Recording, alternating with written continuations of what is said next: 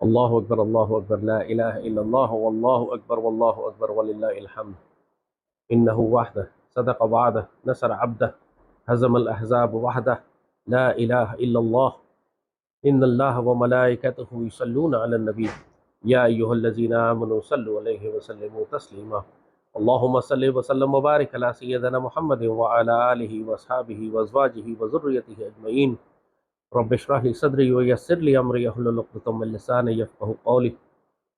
اللہ سبحانہ و تعالیٰ نے ہر دور میں ہر امت کے لیے ایک وقت کا فرقان پیدا کیا ہوتا ہے۔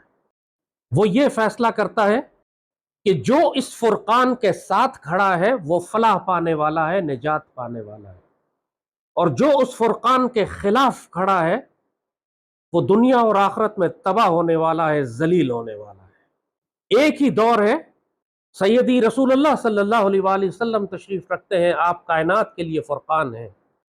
ابو بکر خوش نصیب ہو گئے کہ سیدی رسول اللہ کے ساتھ کھڑے ہو گیا، ابو جہل بد نصیب ہو گیا کہ سیدی رسول اللہ کا دشمن اور مخالف ہو گیا۔ ہر دور میں اللہ نے وقت کے فرقان بنائے ہوتے ہیں۔ زمانے کا مزاج سمجھو، اللہ کی سنت کو جانو، تم کبھی اللہ کی سنت کو تبدیل ہوتے نہیں دیکھو گے۔ جب اللہ نے حکم دیا سلطان صلاح الدین ایوبی کو کہ جا کے بیت المقدس شریف آزاد کراؤ، تو اس وقت سلطان صلاح الدین ایوبی وقت کے فرقان ہے۔ پوری دنیا کے مسلمانوں پر واجب ہے ان کی مدد کرنا، ان کی حمایت کرنا، اس بات سے بالا تر ہو کہ تمہاری رنگ و نسل کیا ہے، تمہاری قوم کیا ہے، تم کس خطے سے تعلق رکھتے ہو۔ جو تمہیں تکبر ہو، چاہے تم عربی ہو چاہے تم عجمی ہو، یہ سب تکبر تم کو اپنے پیروں تلے روند کے سلطان صلاح الدین ایوبی کے ساتھ کھڑے ہونا ہے، چاہے وہ کرد کیوں نہ ہو۔ بڑے بڑے عرب اور بڑے بڑے سیدوں کو حکم تھا کہ سلطان صلاح الدین ایوبی کی مدد کرو۔ بڑے بڑے اعلیٰ خاندان، بڑے بڑے قریش، بڑے بڑے عربوں کے نجیب الطرفین خاندان، ان کو حکم تھا کہ تم سلطان صلاح الدین ایوبی کے جھنڈے کے نیچے کھڑے ہو کر ان کی اطاعت کرو گے، ان کی اتباع کرو گے، ان کے حکم کی تعمیل کرو گے۔ پوری دنیا سے اولیاء اللہ آئے اور سلطان صلاح الدین ایوبی کی فوج میں شامل ہوئے کہ ہمیں حکم دیا گیا ہے روحانی دنیا سے کہ وقت کا فرقان یہ سلطان صلاح الدین ہے، یہ امت کی حفاظت کر رہا ہے، یہ امت کی چٹان ہے۔ جس نے اس وقت سلطان صلاح الدین ایوبی کی مخالفت کی، اور اس وقت بھی مخالفت کرنے والے دو گروہ تھے، ایک خوارج کا گروہ تھا اور ایک صلیبیوں کا گروہ تھا۔ مسلمانوں کی صفوں کے اندر جہنم کے کتے تھے اور مسلمانوں کے سامنے صلیبی طاقتیں تھیں۔ جب سلطان صلاح الدین ایوبی کا انتقال ہوا تو پوری امت آنسوؤں کے ساتھ روئی۔ اولیاء اللہ اور بزرگوں نے یہ فرمایا کہ حضرت عمر بن عبدالعزیز کے بعد آج امت کی سب سے مضبوط چٹان ٹوٹ گئی، آج امت کی حفاظت کرنے والی دیوار گر گئی۔ اور یہی ہوا پھر اس کے بعد کہ سلطان صلاح الدین ایوبی کی شہادت اور انتقال کے 50 سال کے اندر اندر پوری امت مسلمہ کی اینٹ سے اینٹ بجا دی گئی۔ بغداد کے خلیفہ کے سر کاٹ کے، بغداد کے 20 لاکھ مسلمانوں کے سر کاٹ کے کھوپڑیوں کے مینار بنا دیے گئے۔ ایشیا وسطی سے لے کر، سلجوقیوں سے لے کر، خوارزم شاہ سے لے کر، بغدادیوں سے لے کر، ایوبیوں سے لے کر ہر مسلمان سلطنت کو تہس نہس کر کے کھنڈر بنا دیا گیا۔ دنیا میں آدھی سے زیادہ مسلمان آبادی کاٹ دی گئی۔ یہ نقصان ہوتا ہے وقت کے فرقان کے اٹھا لیے جانے سے یا وقت کے فرقان کے خلاف جانے سے۔ آج کے دور میں اللہ نے وقت کا فرقان پاکستان اور پاک فوج کو بنایا ہے۔ آج جس نے پاکستان کی اور پاک فوج کی مخالفت کی، اس کی زندگی بھر کے اعمال ضائع ہو جائیں گے، وہ جہنم کے کتوں اور مشرکین کے ساتھ لکھا جائے گا، سیدی رسول اللہ کا غدار لکھا جائے گا۔ تم اگر اتنا بڑا رسک لینا چاہتے ہو تو ضرور لو۔ نہ تو سیدی رسول اللہ کو کوئی فرق پڑے گا، نہ اللہ کو کوئی فرق پڑے گا، نہ سیدی کی امت کو کوئی فرق پڑے گا۔ بد نصیب ہوگے تو تم خود ہوگے۔ اللہ نے اس پاک سرزمین کو قائم اس لیے کیا ہے کہ یہاں پہ سیدی رسول اللہ کی بشارتوں نے پورا ہونا ہے۔ سیدی کی امت کی ڈیوٹی اس سرزمین سے لی جائے گی، اس سبز ہلالی پرچم سے لی جائے گی، اس رایات السود سے لی جائے گی۔ اللہ نے اس پاک سرزمین کو بنایا اس لیے کہ یہاں سے غزوہ ہند لڑا جائے گا، یہاں سے خوارج کا خاتمہ کیا جائے گا، یہاں سے وہ فوجیں پلٹیں گی، شام کی طرف جائیں گی اور فلسطینی مسلمانوں کی مدد کرتے ہوئے بیت المقدس شریف کو آزاد کروائیں گی۔ یہ ہے تقدیر اس پاکستان کی۔ اور جس نے اس پاکستان کو نقصان پہنچانے کی کوشش کی وہ وقت کے فرقان کے خلاف کھڑا ہے۔ اس وقت اس پاکستان کی حفاظت اللہ نے پاک فوج کے حوالے کی ہوئی ہے۔ پاکستان کے ایٹمی ہتھیاروں کی حفاظت پاک فوج کے حوالے کی گئی ہے۔ سلطان صلاح الدین ایوبی کی فوج میں ہر کوئی نیک اور اللہ کا ولی نہیں تھا، لیکن جو ڈیوٹی ان کو دی گئی تھی وہ اتنی شاندار تھی کہ اس کے نتیجے میں جو وہ پہرے دے رہے تھے امت مسلمہ کی حفاظت کے لیے، جو وہ رباط کر رہے تھے، جو وہ مرابطین تھے، جو سرحدوں کی حفاظت کر رہے تھے، اس کا اجر اتنا بڑا تھا کہ اللہ نے ان کی ظاہری دنیا کے گناہوں کو معاف فرما دیا تھا۔ یہی خوشخبری اور بشارت سلطان محمد فاتح کی فوجوں کو تھی جب سیدی نے فرمایا کہ لتفتحن القسطنطنیہ فنعم الامیر امیرھا ونعم الجیش ذالک الجیش، قسطنطنیہ لازماً فتح ہو جائے گا، اور کیا جنتی سلطان ہوگا وہ، اور کیا جنتی فوج ہوگی۔ لاکھوں کی فوج تھی، ہر کوئی تو اللہ کا ولی نہیں تھا اس میں، مگر جب وہ وقت کے فرقان کے ساتھ کھڑے ہو گئے جا کر، جب وہ سیدی رسول اللہ کی امت کے محافظ بن گئے، پھر اللہ نے اور سیدی رسول اللہ نے خوشخبری ان کو عطا فرمائی، نعم الامیر اور نعم الجیش، کیا بہترین شاندار جنتی بادشاہ اور کیا جنتی فوج۔ یہی خوشخبری سیدی رسول اللہ نے پاک سرزمین اور پاک فوج کے لیے عطا فرمائی ہے۔ تمام صاحب نظر اولیاء، تمام صاحب بصیرت اللہ کے ولی درویش جن کو اللہ نے اپنے رازوں سے آگاہ کیا ہے، فرماتے ہیں، نصیحت کرتے ہیں کہ کبھی پاک فوج کے خلاف نہ جانا، اللہ تمہارا شمار مشرکوں اور خوارج اور یہودیوں میں لکھ دے گا۔ آج دنیا میں دیکھو تو صحیح کہ ان یہودیوں کے دشمنوں کے، خوارج کے، اسرائیل کے، ہندوتوں سے ہونیوں کے تیر کس کی جانب ہیں؟ وہ اس پاک فوج کی جانب ہے، کیونکہ ان کو معلوم ہے کہ اس پاکستان کی حفاظت نہ تو سیاسی جماعتیں کر رہی ہیں، نہ تو پارلیمان کر رہی ہے، نہ تو سپریم کورٹ کر رہی ہے، نہ کوئی اور ادارہ کر رہا ہے۔ اگر اس پاک سرزمین اور امت مسلمہ کے آخری قلعے کی حفاظت کوئی ادارہ کر رہا ہے تو یہ سیدی رسول اللہ کی پاک فوج ہے۔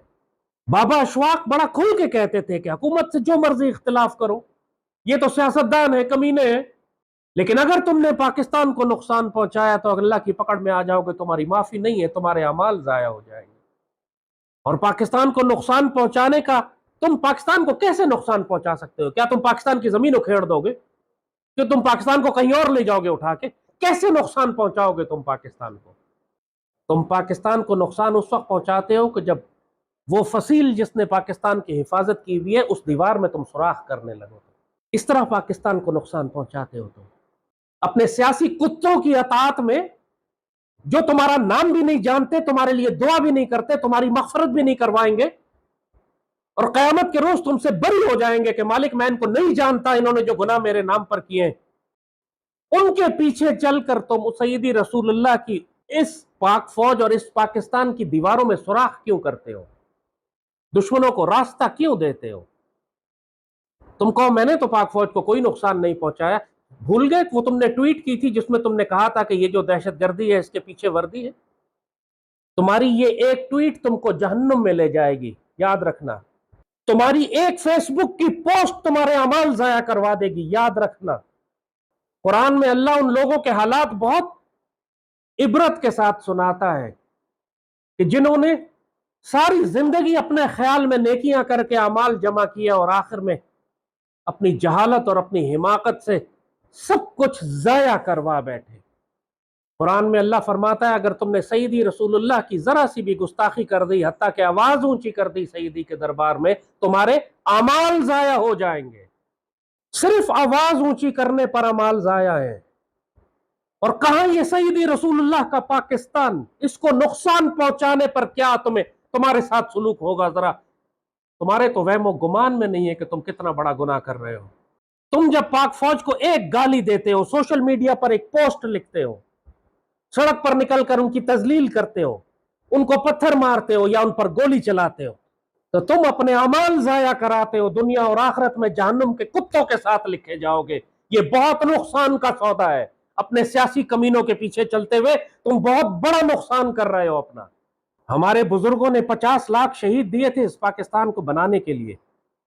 اس نسل نے تو کچھ قربان ہی نہیں کیا پاکستان کے لیے۔ تم نے کب ہجرت کی؟ تم نے کب اپنی جان خطرے میں ڈالی؟ تم نے کب اپنے بچے ذبح کروائے؟ تم نے کب اپنا گھر بار چھوڑا؟ تم نے کب اپنا مال و دولت خرچ کیا؟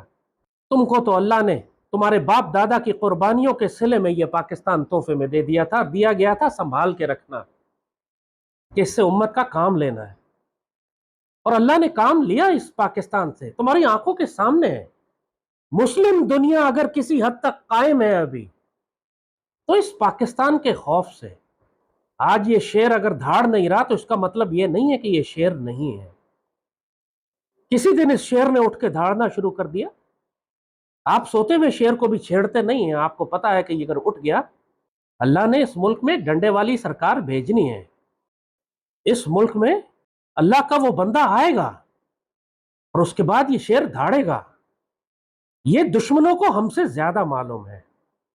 فرعون کو زیادہ پتا تھا کہ ایک موسیٰ پیدا ہونے والا ہے، اس نے ایک موسیٰ کے پیچھے لاکھوں بچے ذبح کروا دیے۔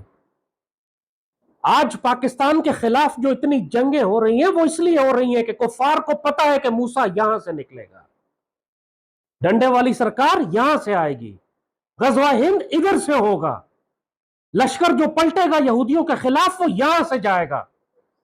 خراسان کا خطہ بھی یہی ہے، خوارج کے خلاف لڑنے والی فوج بھی یہی ہے، اور گہرے سبز جھنڈوں والی فوج بھی یہی ہے۔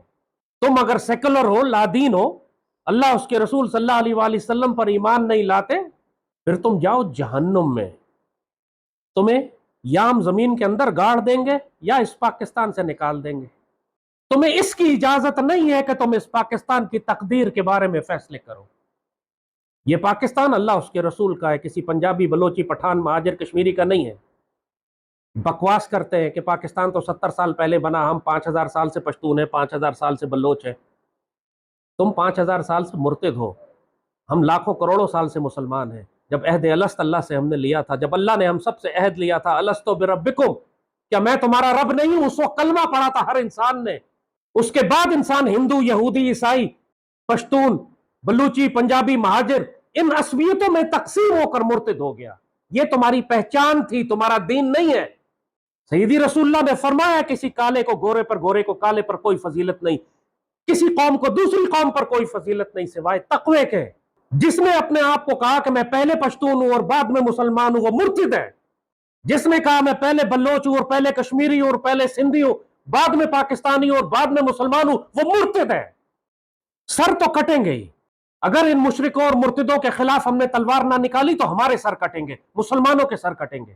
جہنم کے کتوں کے خلاف یہ بات نہیں کرتے، بلوچستان لبریشن آرمی کے دہشت گردوں کے خلاف یہ بات نہیں کرتے، سندھ لبریشن آرمی کے کمینوں کے خلاف یہ بات نہیں کرتے، خود مختار کشمیر والے ذلیلوں کے خلاف یہ بات نہیں کرتے۔ گالی انہوں نے پاک فوج کو دینی ہے۔ پاکستان کی تمام سیاسی جماعتیں اس وقت جو ان جہنم کے کتوں کے خلاف آپریشن کی مخالفت کر رہی ہیں، یہ اللہ اس کے رسول کی دشمن ہے، خوارج اور مشرکوں کے ساتھی ہیں۔ اچھی طرح جان لو، اس سے کوئی فرق نہیں پڑتا کہ تمہارا دل کتنا دکھے گا اس بات سے یا تم کو کتنی بری لگے اس بات کو۔ اللہ اس کے رسول کی دلیل ہے اس بات کے اوپر کہ جس نے پاکستان اور پاک فوج کی مخالفت کی، جہنم کے کتوں کی حمایت کی، مشرکوں کا ساتھ دیا، پاکستان کی حفاظت کی دیواروں میں سوراخ کیے، وہ دنیا اور آخرت کے مردود اور لعنتی لوگ ہیں۔ صرف اس لیے کہ آج پاک فوج خاموش اور لحاظ کر رہی ہے، یہ کتے اور بھیڑیے اور خنزیر نکل کر مسلمانوں کو ذبح کر رہے ہیں۔ اپنے آپ کو تباہ و برباد مت کر لینا۔ عمران خان کے پیچھے، زرداری کے پیچھے، نواز شریف کے پیچھے، منظور پشتین کے پیچھے، حکیم اللہ محسود کے پیچھے معافی نہیں ملے گی اس گناہ کی، تمہارے اعمال ضائع ہو جائیں گے۔ حسرت سے ہاتھ ملو گے، توبہ کا موقع نہیں ملے گا تمہیں۔ تمام آثار بتا رہے ہیں کہ دشمن اتنا سر پہ چڑھ چکا ہے کہ اب خانہ جنگی ہوگی، یا دشمن ہمارے سر کاٹے گا یا ہم دشمن کے سر کاٹیں گے۔ جنگ تو ہوگی۔ اپنی صفوں کے اندر چھپے ہوئے غداروں اور مشرکین اور خوارج کا ہمیں پہلے خاتمہ کرنا ہے، اس سے پہلے کہ نریندر مودی اپنی فوجوں سمیت پاکستان میں داخل ہو جائے۔ داخل تو وہ ہوگا، غزوہ ہند تو ہوگا۔ اللہ اس فصل کو کاٹے گا، پاکستان کی ایک پوری نوجوان نسل کو، جن کو ان سیاستدانوں نے، خاص طور پر عمران نے، خراب کر دیا۔ بے شرم، بے غیرت اور جاہل نسل، جس کو نہ ادب ہے، نہ تاریخ جانتی ہے، نہ دین جانتی ہے، نہ سیدی رسول اللہ کی امت کا کوئی لحاظ ہے، بے شرمی اور بے غیرتی اور بے حیائی سے پاکستان کی فصیلیں گرا رہی ہے تاکہ دشمن اندر داخل ہو جائیں۔ بہرحال جو اللہ کا فیصلہ ہے وہ ظاہر ہو کر رہے گا۔ اگر ہم نے ان خوارج کے سر نہ کاٹے تو یہ ہمارے سر کاٹیں گے، جس طرح ای پی ایس میں انہوں نے کاٹے تھے، جیسے ہمارے بچوں کے سروں سے فٹ بال کھیلا تھا انہوں نے۔ وہ تمام سیاستدان اور سیاسی جماعتیں اور میڈیا جو آج جہنم کے کتوں کی حمایت کر رہے ہیں، اچھی طرح ان کے چہرے پہچان لو، ایک ایک سانپ اپنے بل سے نکل کر باہر آ چکا ہے۔ اب ملک میں کوئی نہیں بچا، سب نے اپنی رائے دے دی ہے، سب نے اپنے ناپاک غلیظ وجود کے اندر چھپا ہوا زہر نکال کر سامنے لے آیا ہے۔ بہت عرصہ پہلے مجھے ایک صاحب ولی، ایک اللہ کے درویش اور ایک بزرگ نے ایک بات کہی تھی، اور میں نے اس وقت یقین نہیں کی تھی ان کی بات۔ مجھے اس بابے نے کہا تھا کہ بیٹا تو دیکھے گا تھوڑے عرصے کے بعد کہ آدھا پاکستان کا دشمن ہو جائے گا۔ میں حیران ہوا، بابا یہ کیسے ممکن ہے؟ آدھا پاکستان کا دشمن کیسے ہو سکتا ہے؟ کہتے بیٹا تو دیکھنا، ان کے ساتھ ہوگا، ان کو شیطان لے جائے گا۔ یہ سارے کے سارے لوگ، یہ ویکسین زدہ کاکروچ، جب سے ان کو ویکسین لگی نا ان کے دماغ خراب ہو گئے، ان کی روح ماری گئی ہے، یہ دجال کے فتنے میں آ چکے ہیں بری طرح۔ اور ظاہر ہے سیدی رسول اللہ نے اس وقت کے بارے میں فرمایا تھا کہ انسان صبح حالت ایمان میں ہوگا، شام تک کافر ہو جائے گا، یہ اعمال ضائع ہو جائیں گے اس کے۔ شام کو حالت ایمان میں ہوگا، صبح کافر ہوگا، اپنے اعمال ضائع کر چکا ہوگا۔ اسی لیے آج تم کو وقت کا فرقان بتا دیا ہے، غلطی نہ کرنا یہاں پہ، غلطی نہ کرنا یہاں پہ، توبہ کا موقع نہیں ملے گا تمہیں۔ تم اگر پاکستان کے خلاف ہو اور پاک فوج کے خلاف ہو تو تم جہنم کے کتوں کے ساتھ ہو اور مشرکوں کے ساتھ ہو، اس میں کوئی شک اور شبے کی بات نہیں ہے۔ تم اگر پاک فوج کو گالی دیتے ہو، چاہے سوشل میڈیا پر گالی کیوں نہیں دے، تم جہنم کے کتوں میں سے ہو۔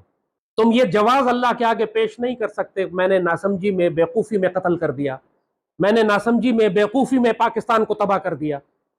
تم اتنے ناسمجھ اور بے وقوف نہیں ہو کہ اپنے سیاسی کمینوں کی خاطر تم پاکستان کو آگ لگا دو۔ تم جان بوجھ کے کر رہے ہو جو کچھ کر رہے ہو، تم سوچ سمجھ کے کر رہے ہو جو کچھ تم کر رہے ہو۔ تمہیں اپنے اعمال کا جواب دینا پڑے گا دنیا میں بھی اور آخرت میں بھی۔ پھر تم کو بتا رہے ہیں پاکستان کے خلاف مت جاؤ، پاکستان آرمی کے خلاف مت جاؤ۔ پاکستان اور پاکستان آرمی لازم و ملزوم ہے، یہ بات دشمن بھی جانتا ہے کہ جس دن پاکستان آرمی ختم ہو گئی اس دن پاکستان اللہ نہ کرے ختم ہو جائے گا۔ فلسطین کے مسلمان مجھ سے کہتے ہیں کہ تم لوگ خوش نصیب ہو کہ اللہ نے تمہیں تمہارا ملک دیا ہے، تمہارے پاس فوج ہے جو تمہاری حفاظت کرتی ہے، تمہارے پاس اپنا پاسپورٹ اور اپنا شناختی کارڈ ہے۔ ہمیں دیکھو 75 سال ہو گئے ہمارے اوپر مشرک یہودی قابض ہیں، نہ ہمارے پاس اپنا شناختی کارڈ ہے، نہ اپنا پاسپورٹ ہے، نہ اپنا ملک ہے، نہ دنیا میں کہیں جا سکتے ہیں سوائے مہاجر پاسپورٹ کے اوپر، وہ بھی ٹیمپرری ہمیں تھوڑے عرصے کے لیے ان یہودیوں سے لینا پڑتا ہے۔ ہم اس کو کیا بتائیں کہ ہماری قوم کتنی ناشکری اور احسان فراموش اور محسن کش ہے کہ اللہ نے جو پاکستان اس کو دیا ہے یہ اس کی دشمن ہو چکی ہے، اس کو توڑنا چاہتی ہے، شام عراق اور لیبیا بنانا چاہتی ہے۔ وہاں پہ بھی یہ حال اس لیے ہوا تھا کہ ان کے پاس فوجیں نہیں تھی طاقتور، اتنی طاقتور کہ دشمن کا مقابلہ کر سکتے۔ خاص طور پر صوبے سرحد کے لوگوں سے میں کہوں گا تمہاری ساری سیاسی جماعتیں غدار ہو چکی ہیں، تمہاری ساری سیاسی جماعتیں تمہیں کتوں کے آگے فروخت کر چکی ہیں۔